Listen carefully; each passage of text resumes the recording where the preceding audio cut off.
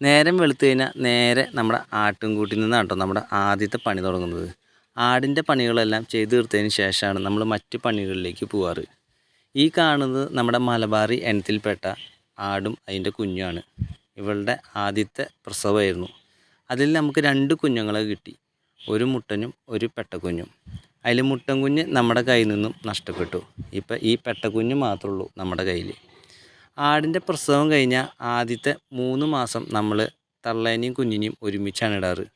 നല്ല രീതിയിൽ പാല് കുടിച്ച് നല്ലൊരു വളർച്ച കിട്ടാൻ വേണ്ടിയിട്ടോ നമ്മളിങ്ങനെ ചെയ്യാറ്.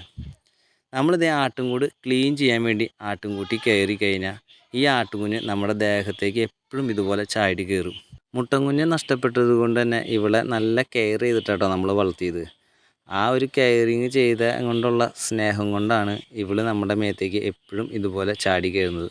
വീഡിയോ ഇഷ്ടപ്പെട്ട് കഴിഞ്ഞാൽ ഒന്ന് ലൈക്ക് ചെയ്തൊന്ന് സപ്പോർട്ട് ചെയ്യണേ.